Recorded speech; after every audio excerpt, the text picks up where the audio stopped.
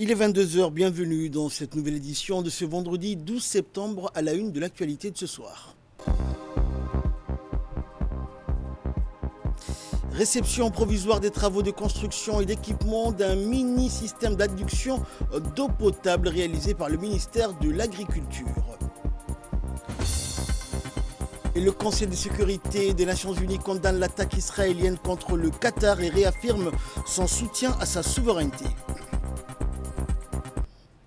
Voilà pour les titres, bonsoir à tous.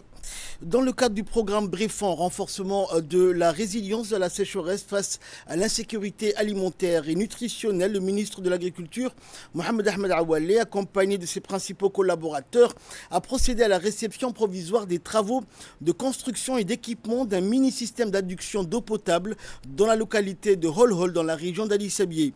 Cette infrastructure cruciale vise à améliorer durablement l'accès à l'eau potable et à soutenir les activités agro-pastorales dans cette zone particulièrement vulnérable aux effets du changement climatique et aux périodes de sécheresse prolongées. À son arrivée, le ministre a été chaleureusement accueilli par les autorités du village de Holhol. Les travaux réalisés dans le cadre de ce projet comprennent notamment la construction d'un micro-barrage pour la rétention des eaux de ruissellement et la recharge de la nappe phréatique, le forage d'un puits de 7 mètres de profondeur et 2,5 mètres de diamètre, et l'équipement et la mise en service d'un système de distribution d'eau potable adapté aux besoins des populations agro-éleveuses. Cette initiative s'inscrit dans une stratégie plus large de renforcement de la résilience hydrique et alimentaire des communautés rurales, en particulier celles vivant dans les régions arides ou semi-arides comme Ali Sabieh. Et à l'issue de sa visite, le ministre a tenu une rencontre avec les habitants du village de Holhol, dans des Oukal, les chefs coutumiers, les femmes leaders au bureau de la sous-localité. Et cette démarche participative vise à associer les communautés locales à la gestion durable des ressources naturelles et à garantir la pérennité des infrastructures mises en place.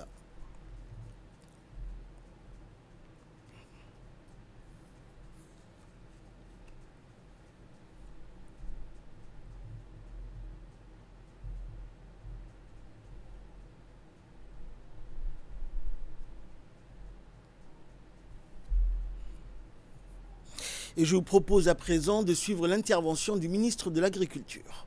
Venu pour rendre visite technique d'un micro-barrage au niveau de Holhol, de l'oued Holhol. Ce micro-barrage a permis de recharger la nappe. En rechargeant la nappe, le puits que vous voyez ici, c'est un ouvrage de captage d'eau de 7 mètres de profondeur avec galerie drainante. Cet ouvrage a de l'eau en permanence. Pourquoi? Parce qu'il y a une recharge de nappe, il y a une adduction de captage d'eau. Cette adduction d'eau potable, cet ouvrage de captage permet de recharger la nappe. Et ensuite, bien entendu, en face de nous, il y a le village de Holhol. L'adduction d'eau potable a été faite par la direction de l'hydraulique rurale dans le cadre d'un projet Préfond. Et ensuite, nous avons fait des bornes à fontaine et des abreuvoirs pour les animaux. Ceci, ce n'est pas un niveau de Holhol que nous avons fait, à l'instar des autres ouvrages. Nous les faisons au niveau de Godaouo. C'est pour améliorer les conditions de vie des groupes vulnérables. L'actualité, c'est également la rentrée politique qui s'ouvre dans un contexte de stabilité affirmée, mais également des défis persistants et de grandes ambitions. Alors que le pays continue de consolider sa position stratégique dans la Corne de l'Afrique, les priorités du gouvernement pour cette nouvelle année politique sont claires et s'articulent autour de l'agenda Djibouti 2035. Cette nouvelle saison politique sera donc l'occasion de suivre de près comment le gouvernement entend concilier ses ambitions économiques avec les attentes de la population pour construire un avenir prospère pour tous les Djiboutiens. La suite dans cette séquence.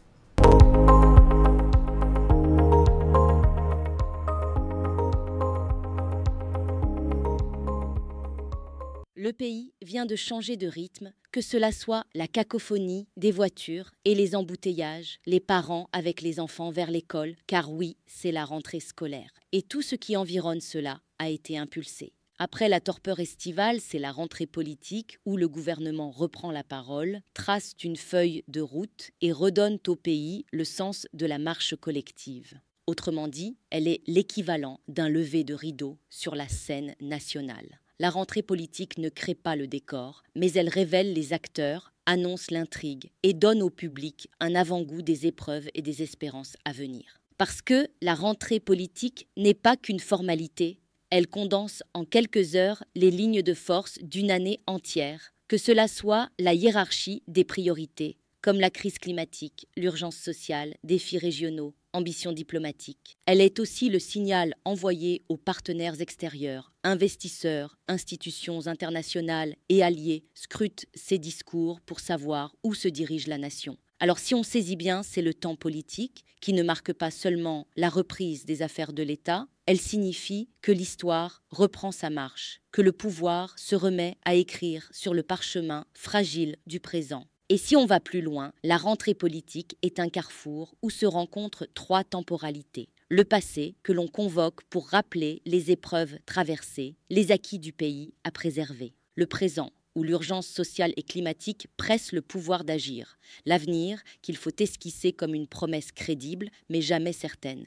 Ainsi, chaque rentrée politique est une méditation sur le temps. Elle révèle que gouverner, c'est moins dominer l'instant que tisser ensemble mémoire et horizon. C'est ainsi que la rentrée politique de cette année s'est inscrite. Mais le moment le plus marquant a été le discours présidentiel qui donnait le ton, le cap. Celui prononcé par le chef de l'État s'est inscrit dans cette lignée, mais avec une intensité particulière. Il affirmait l'ambition d'un État sûr de sa vocation et résolu à embrasser l'histoire qui s'est donnée à voir. Cette rentrée politique a marqué un tournant affirmé vers l'Afrique. En assumant la présidence de la Commission de l'Union africaine, Djibouti ne veut plus rester spectateur, mais devenir une conscience du continent.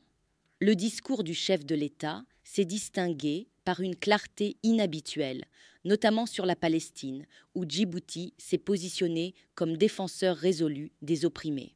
Au cœur de l'intervention, la vision 2035 a été réaffirmée comme socle stratégique. Modernisation, digitalisation et diversification sont présentés non comme des slogans, mais comme des chantiers concrets déjà engagés. La jeunesse, décrite comme force vive et trésor national, a été placée au centre de cette ambition, avec un accent sur la formation, l'entrepreneuriat et l'innovation. Enfin, la question climatique a été abordée comme un défi à transformer en opportunité par des politiques de résilience et d'adaptation. Alors, en global, ce discours n'a pas été une simple formalité. Il a exprimé une volonté claire, faire de Djibouti un acteur continental, fidèle à ses convictions. Dans le reste de l'actualité nationale, dans le cadre du suivi des projets d'infrastructures sportives, le secrétaire d'État au sport, Hassan Mohamed Kamil, a effectué une visite de terrain dans la région de Bok, plus précisément dans la sous-préfecture de Khorangar, pour constater l'état d'avancement des travaux de la plateforme sportive en cours de réalisation. Accompagné de plusieurs hauts responsables de son département, le secrétaire d'État a été accueilli par le sous-préfet et la présidente du conseil régional, ainsi que les notables et cadres de la région de Bok. Cette noble démarche du secrétaire d'État au sport traduit la volonté ferme de suivre de près l'exécution des projets publics et d'en garantir l'impact positif sur les populations. Le secrétaire d'État a rappelé que le développement du sport dans les régions demeurait une priorité nationale conformément à la politique générale du chef de l'État qui souhaite que les infrastructures sportives contribuent à renforcer l'inclusion, la cohésion sociale et l'égalité d'accès au sport. Fait divers pour clore l'actualité nationale dans le cadre de la lutte contre la contrebande, notamment de CAT, la brigade des douanes du PK51, en étroite collaboration avec les gendarmes de la brigade routière du PK51, toujours a intercepté une importante quantité de CAT de contrebande dans la localité de Kourtimale. Lors de cette opération, 49 colis de CAT ont été saisis, représentant une valeur marchande estimée à plus de 3 millions de nos francs. Et conformément aux procédures en vigueur, la marchandise saisie a été immédiatement détruite par la brigade de douane de PK51 et la gendarmerie nationale. Il est essentiel de souligner que la contrebande représente un sérieux obstacle au développement économique de notre nation. Chaque citoyen a donc un rôle à jouer dans la lutte contre ce commerce illicite.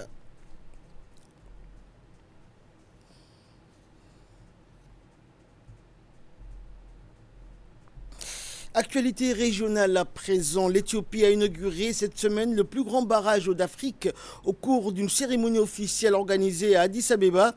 Conçu pour stimuler l'économie, le barrage de Renaissance permettra entre autres de mettre fin aux fréquentes pannes d'électricité. La construction de près de 5 milliards de dollars produira plus de 5000 mégawatts et devrait doubler la capacité nationale de production d'électricité selon les autorités qui espèrent soutenir ainsi le développement des véhicules électriques après avoir interdit l'importation de véhicules à essence. Le méga barrage est situé sur un affluent du Nil dans le nord-ouest du pays, près de la frontière avec le Soudan. Des dizaines de chefs d'État et de gouvernements africains, notamment le président de la République, Ismaël Omar Guelleh, et plusieurs de ses pairs africains étaient présents à l'événement et nombre d'entre eux ont manifesté leur intérêt pour l'importation d'électricité en provenance d'Éthiopie. Nous restons dans la région où les dirigeants africains et les militants pour le climat ont appelé à un changement radical dans le financement mondial de la lutte contre le changement climatique, exhortant le monde à traiter l'Afrique non pas comme une victime du changement climatique, mais comme un partenaire stratégique pour l'investissement.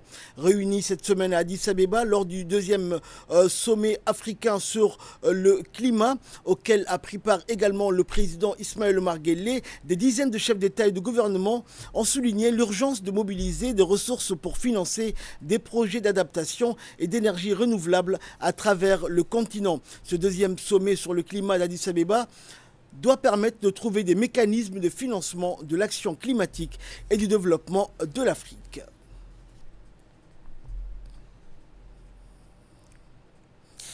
L'autorité intergouvernementale pour le développement, l'IGAD, tiendra une réunion régionale de haut niveau dans la salle Haile Grant à Addis Abeba afin d'entériner la création du centre de l'IGAD pour les engrais et la santé des sols. Cette initiative constituant une étape cruciale pour lutter contre la dégradation des sols, renforcer la productivité agricole et garantir la sécurité alimentaire dans les pays de l'IGAD en offrant une plateforme régionale d'échange de connaissances, de coordination des politiques et d'adoption des pratiques durables de gestion des sols.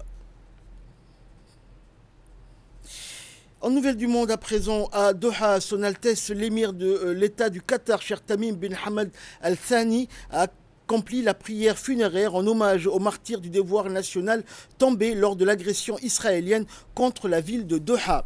La prière s'est tenue à la mosquée Imam Mohammed ibn Abdel Wahhab en présence de plusieurs membres de la famille princière, de hauts responsables de l'État ainsi que d'un grand nombre de citoyens et de résidents.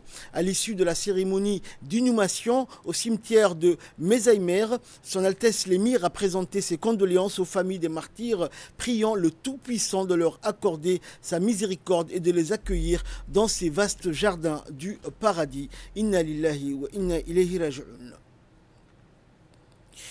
Le Conseil de sécurité des Nations Unies a condamné lors d'une session extraordinaire tenue à New York l'attaque israélienne contre la capitale qatari Doha, affirmant son soutien total à la souveraineté du Qatar et à son rôle clé dans les efforts de médiation pour mettre fin à la guerre à Gaza. Dans une déclaration adoptée à l'unanimité par ses 15 membres, le Conseil a exprimé son profond regret pour les victimes civiles et souligné l'importance de stopper l'escalade ainsi que de protéger les initiatives diplomatiques en cours dans la région. Également dans l'actualité internationale, au 707e jour de la guerre d'extermination à Gaza, l'occupation israélienne a poursuivi ses bombardements intensifs provoquant de nouveaux massacres. Une source à l'hôpital Al-Shifa a indiqué que 14 Palestiniens ont été tués dans une frappe israélienne visant une maison dans la zone d'Al-Tawam, au nord de la ville de Gaza. L'UNICEF a mis de son côté en garde contre l'aggravation sans précédent de la malnutrition infantile à Gaza. Les derniers examens révèle qu'un enfant sur 5 souffre de malnutrition aiguë alors que l'offensive militaire sur la ville de Gaza s'intensifie. Et enfin, le programme alimentaire mondial, le PAM des Nations Unies, annonce que 466 millions d'enfants dans le monde reçoivent aujourd'hui de repas scolaires, soit le plus vaste programme d'aide alimentaire destiné aux enfants à l'échelle mondiale. Par rapport à 2020, 80 millions d'enfants supplémentaires ont désormais accès à ces repas, marquant une progression de 20% en 4 ans. L'Afrique étant le continent le plus impacté avec 20 millions d'enfants supplémentaires touchés. Et pour de nombreux élèves, ces repas représentent souvent la seule source fiable de nutrition. Le PAM ambitionne de toucher encore plus d'enfants d'ici 2030. C'est ainsi que prend fin cette édition. Merci à vous de nous avoir suivis.